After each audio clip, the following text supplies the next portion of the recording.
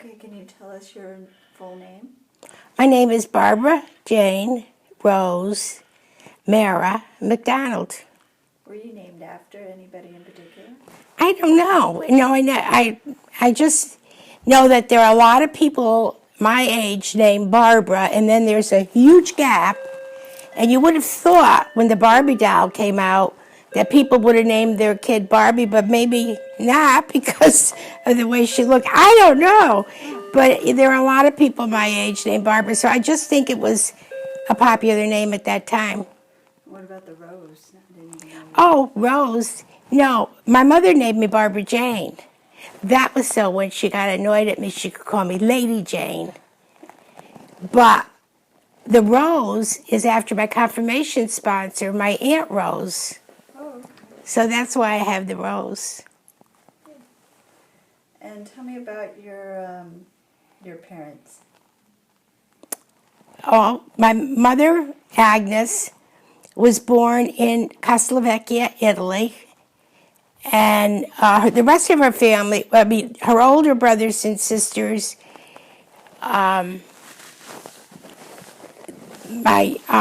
had a sister by the name of Maria, who passed away in the flu epidemic that they had around World War I.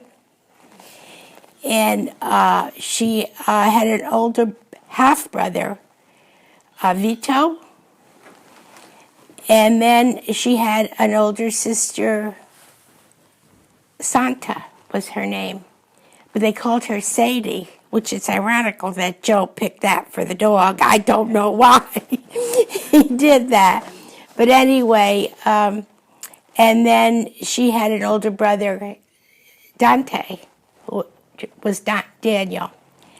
And all of them, I think, except my uncle, the older ones were born in Italy, the two older ones, but the rest were born in the United States. And then my grandparents went back to Italy, and my mother was born there. She was always a little annoyed about that.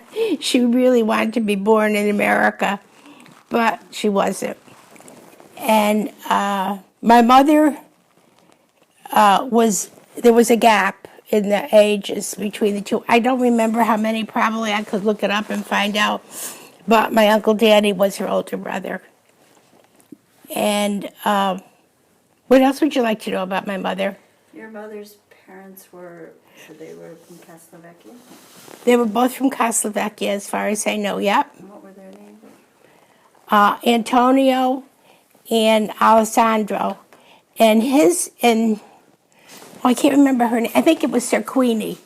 Cerquini. I'd have to check that, make sure. But I'm pretty sure that's what it was. Actually, what happened was my grandfather was married to another woman whose name I don't know. And they had the child, Vito, and she passed away. And so he married Antonio, who was his first wife's niece. So if you keep it up in that family, you can end up being your own grandpa with all the... And then there was, Vito had 3 children. My cousin Tony, my cousin Olga, and my cousin Marianne. And they lived in Schenectady on Mason Street. And it was always a treat to go visit them because, they were really nice people, So. Why did they come to the United States? I don't know. They never told me, but I can just imagine that everybody at that time was coming to the United States because they thought the streets were paved with gold. I don't know, but there was work. I don't think, and I haven't researched it, but I don't think things were very prosperous in Italy at that time. Most of the people my mother's people came from what's called the Marche region, where Castelvecchia is. And most of the people from that region were bricklayers, and carpenters and things like that. And many of them came to Schenectady and then Cohoes, and then there's another group that came and went to New Haven, Connecticut, in that area. And So do you know what year they came? I don't know. I know you were on my mother's side, so I'll just trying to think. My uncle Danny had two daughters, Mary and Gloria. And Mary was 10 years older than me, and Gloria was 12. And they were like my extended family because my grandmother, my mother's mother, my grandmother on that side, as I remember her, was in a wheelchair. She had diabetes, and I don't know why she was in a wheelchair, but I have a feeling she couldn't move, but maybe couldn't move. And my recollection of growing up is that my mother was there a lot because obviously her mother was there. Her mother lived with my Aunt Serena and my Uncle Danny. I had mentioned her sister Maria. She was, and she passed away, and so she had a son, Roland, and his name was Avalani. And when she died, he lived with his father for a while, but then he died.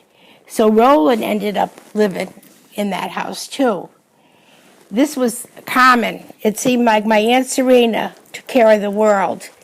She was, so my grandmother was there, and her two children, her husband, and Roland. And they all lived together in a 3-bedroom flat. Obviously, somebody was sleeping in the dining room. I mean, it was tight. But Serena, all I can remember her is having the apron on and working. And she was just a wonderful, wonderful person, and worked all the time. So we would go visit and be there a lot. And I can remember them playing this card game.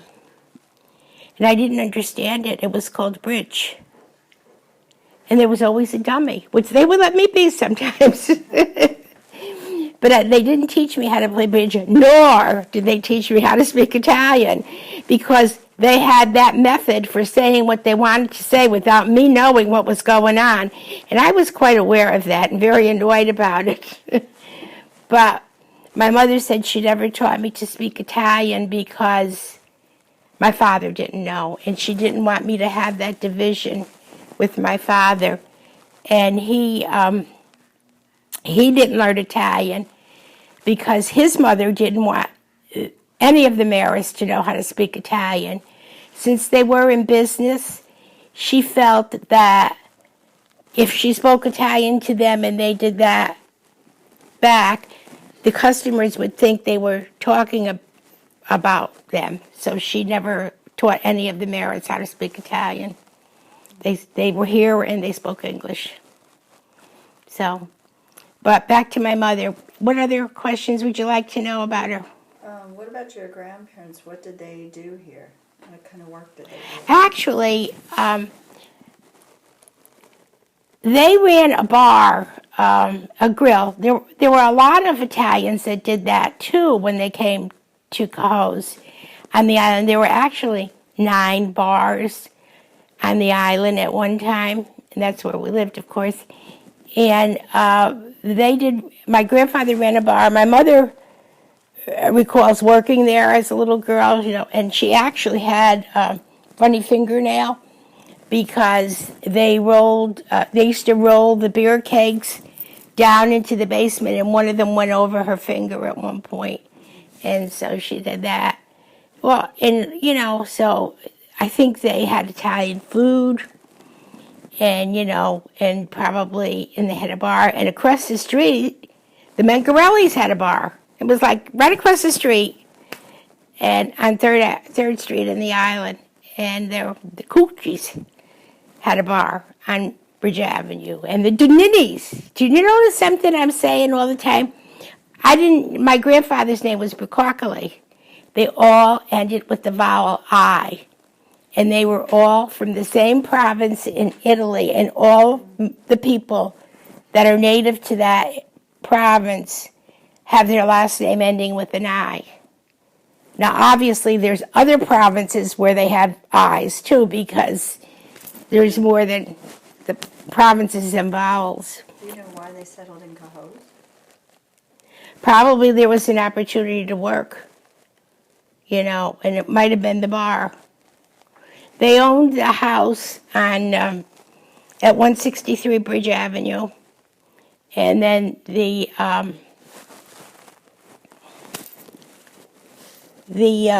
bar was on 3rd Street, which was a couple blocks up. Yeah. Oh, the other people that were on the island they didn't have a bar, they had a grocery store, were the Bocchinis. See the I again? That was like they moved the village over here, Yeah. So, and then there was Moschini and Barbarisi.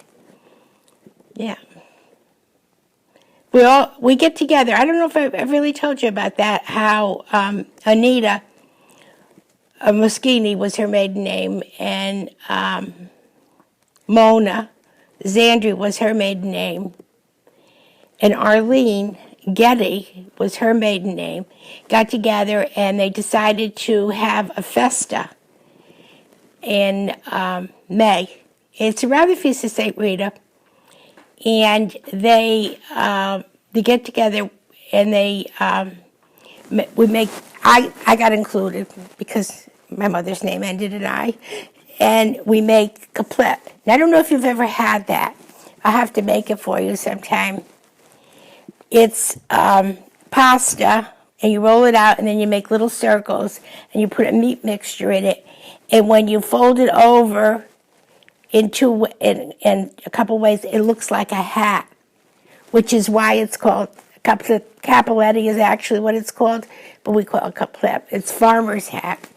It's like a little hat, and then they put it in a chicken broth. It's delicious.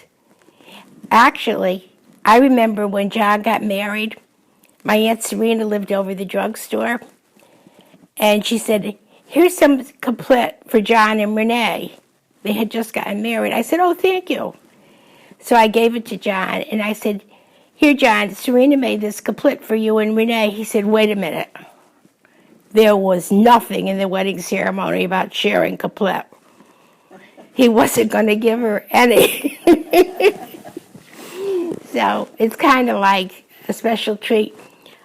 It's really a chore to make it. My sister and Jessica wanted to learn to make it last year or the year before we got together. I think it was last year. And we made it. It really takes a good 4 hours to do it. I mean, you have to make the dough, you have to roll the dough, you have to cut the dough, you have to fill it.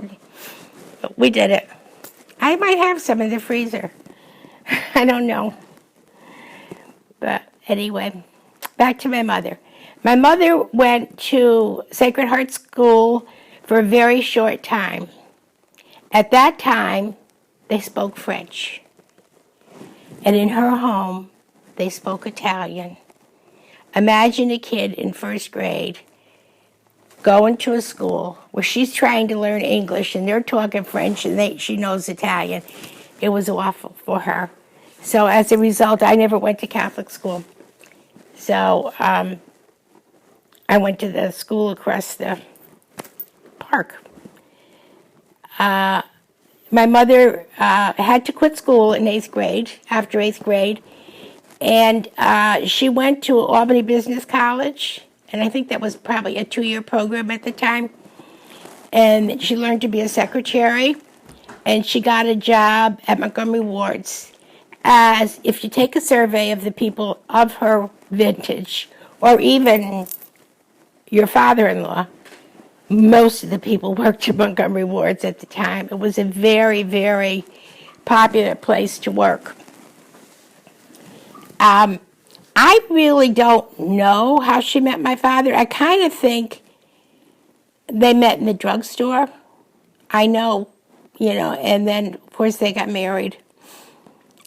And they lived upstairs over the drugstore when they got married. And they got married September 30th. Must have been 1933. What year was she born? She was born in 1908, I think. There was always that little bit of confusion. And don't get me going about the mirrors, because there's a little confusion there, too. But anyway, I think my father was born in 05. Because they thought he was 30 when I was born, so that would be right. So, but I thought he was older than, well, I don't know. I'd have to double check. But anyway, they lived over the drugstore, and I was born, they were married September 30th. It had to be 1934. And I was born December 6, 1935. So, and I always say I was born in Cohoes, but they actually gave birth in St. Mary's Hospital, Troy. But I've lived in Cohoes my whole life. I don't, so I always consider I'm Cohoes. And I don't remember living up over the drugstore, but my father, being my father, had hooked up a gadget because the playpen was on the back porch, but it took up the whole back porch so nobody could walk by. So at night he had it on pulleys so he could roll it up to the ceiling. What are you thinking? Yeah. Does it remind you of anybody you know? So we moved to the island, and we lived at 93 Bridge Avenue as long as I can remember.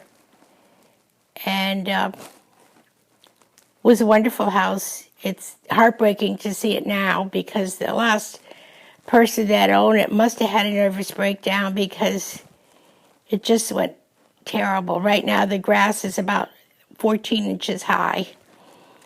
And I don't know, it's just terrible. I know people that are interested in buying it, but once a house goes to the bank, I guess it goes into limbo somewhere because you can't really get to buy it. I tried to put a bid on it when I saw that was first up for sale, and I couldn't get there. So what about your father?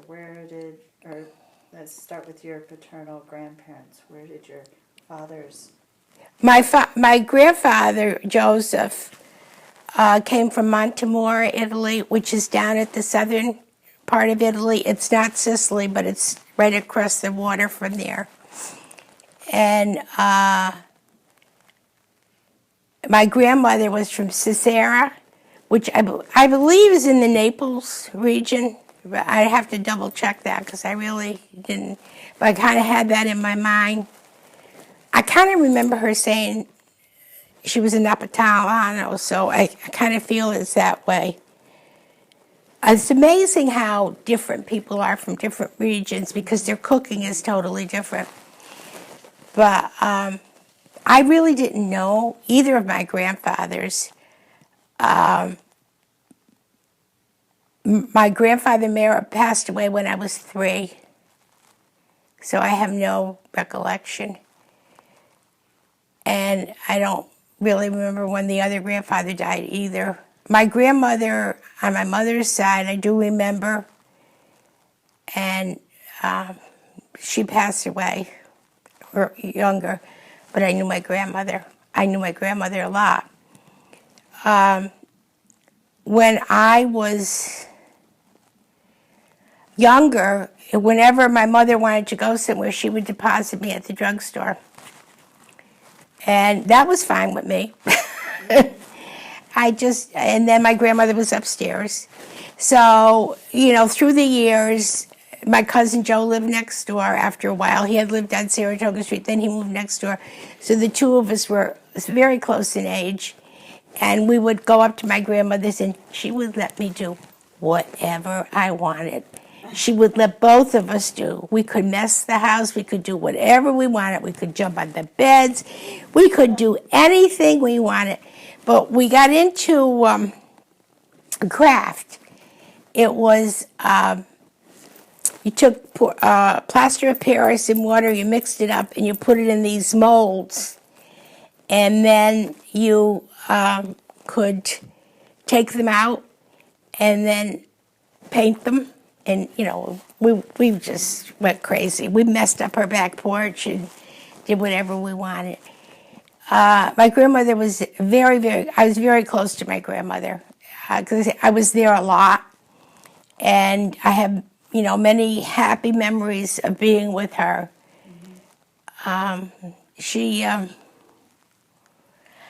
actually took note this year when we went to the cemeteries that she was 80 when she died.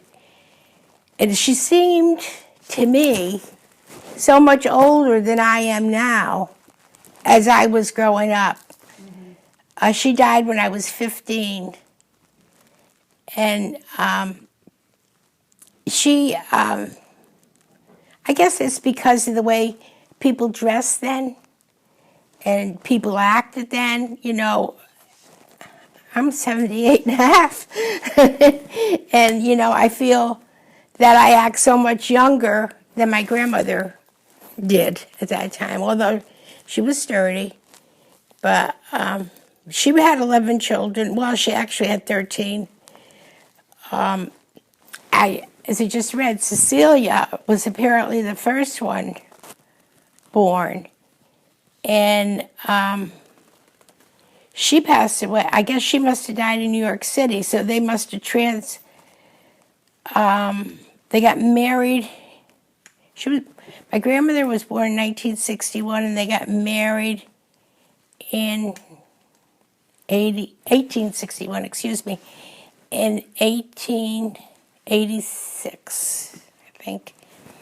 So she was born, I think, right after that, and then they came to New York City. They got married in New York City.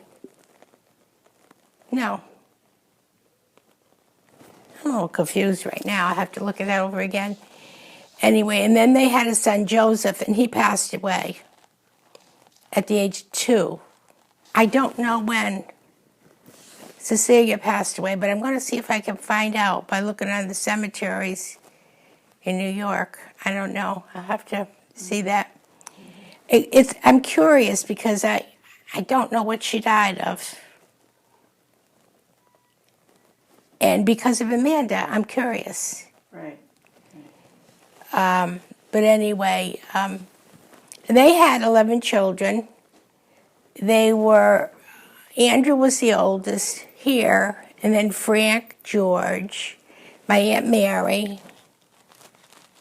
my Uncle Paul,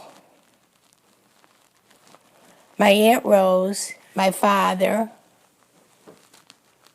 my Aunt Anna, my Uncle John, and then my Uncle Ed and my Uncle Harry. So that's another mystery, how they all fit in one house, but I don't think they were all there at one time because the oldest must have been out when the youngest were born, because that house had 4 bedrooms and they had 11 kids. So, and they didn't have bunk beds. And the bedrooms were those 8x8 rooms. You know, you kind of meet yourself going in there. There was a bed and a chifforobe. There were no closets. The chifforobe was like a big closet. Obviously, they didn't have the clothes we had now. They used to have pegs around the room so you could hang clothes on the pegs. 1 bathroom. Can't imagine it. I can't imagine 11 people living there. But anyway, and then the fruit store was downstairs. On the other side of the fruit store, when my father was growing up, there was a shoe repairman. And then apparently he went to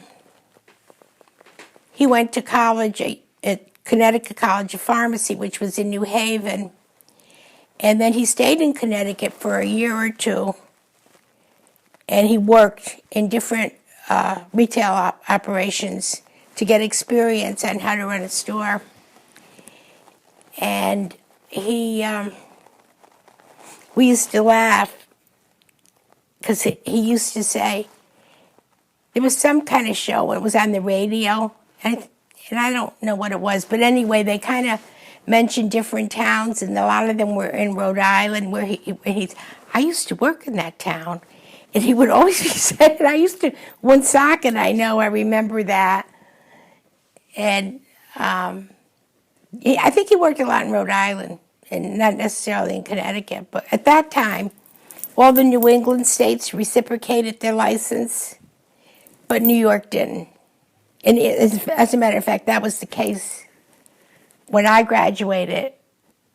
And I had a Connecticut license that I could practice in any of the states, but I couldn't in New York. I had to take the New York State Board. So, and that was the case. So, all of my family, the older ones, my Uncle Frank, my Uncle Andrew, my Uncle George, my Uncle Paul, my father, probably my Uncle John too, at one point or other worked.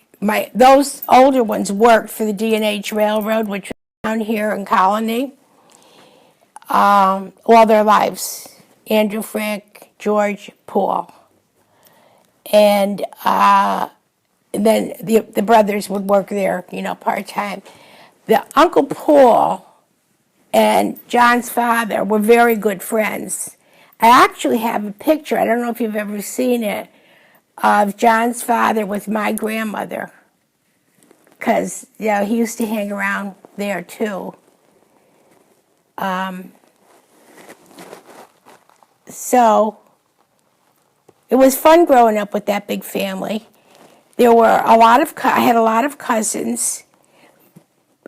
Joey, Phyllis, and I were the same age. Phyllis is my Uncle Frank's daughter, and she's 10 days older than me. Joey was born in May, and she was born in November. I was born in December.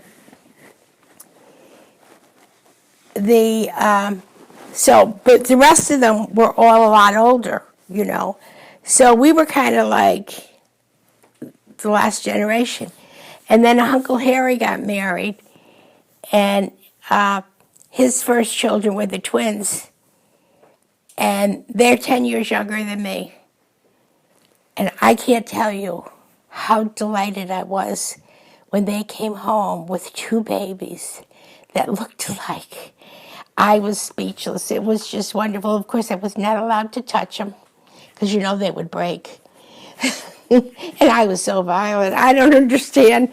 But anyway, they were just unbelievable. And then he had Butch, Harry, the next year, and then Jimmy the next year. And then Freddie was born 7 years after, because, maybe 8. I was in college. It was my first year in college, and he was born in March. But he's the last of the cousins. And the oldest actually is still alive. Her name is Annunziata, after my mother, or my grandmother, and they called her Nunzi. They used to call her Nunzi. And then I guess other people, like maybe in school, would call her Nancy, because Annunziata was quite a mouthful. And she lives in Corinth. She's in wonderful shape. And I enjoy being with her. They had they had 4 girls in that family. Uncle Frank's family had 4 girls. And Mary Ann, the second one, did pass away. And Phyllis is the youngest one, and Mitzi They call her Mitzi. Her name is Dominica. So they gave them. But I guess by the time I got to Phyllis, they just did Phyllis. I don't know if she has another Italian name. But and then my uncle Andrew had 3 girls. Vera is still alive. She lives in Florida with her family. Most of them live there. And Helen, the oldest one, did pass away quite a few years ago. And Diane, I forgot about Diane. Diane is like a year and a half, maybe 2 years younger than me. And she lives in Saratoga. And so does Phyllis. Oh, let's see. So your grandfather started the fruit stand. He did. And then when did that become the pharmacy? That became first the fruit stand. I remember the fruit stand. Not much, but I remember it. The reason I'm going to go back to the most infamous day in the United States was December 7th, 1941. The fruit stand was gone by then. To tell you the exact date, time it happened, I do not remember because I was 6. And I don't remember whether it was when I was 5 or when I was 4. I remember one thing though. That might have happened after. My Uncle Harry went to dental school, and when he came back, the fruit stand was gone, and he built a dental office on the other side of the drugstore. So, but like all of this, like I say, I was so young. Maybe Joey remembers. I don't know. I could, or somebody older than me. So your grandfather started the pharmacy, or your No, my father started the pharmacy, and that was 1931. I wasn't born yet. Okay. So the fruit stand was still there when the drugstore was started. But somewhere before World War II, my Uncle Harry graduated from dental school and started his dental office there. Then he was called up into the service, and so was Uncle Ed. But your father wasn't? No. And so I remember going into the dental office and everything was covered, but it would be there and nothing was going on because he was gone. And one year I remember going in at Christmas time and seeing a child's table and chairs, and I thought, oh, not much. And then it appeared under the Christmas tree. Wow. But do you think I put 2 and 2 together? Absolutely not. No, didn't dawn on me at all. No, I believed in Santa Claus until I was in 8th grade. So tell me more about, what was your father like? Oh.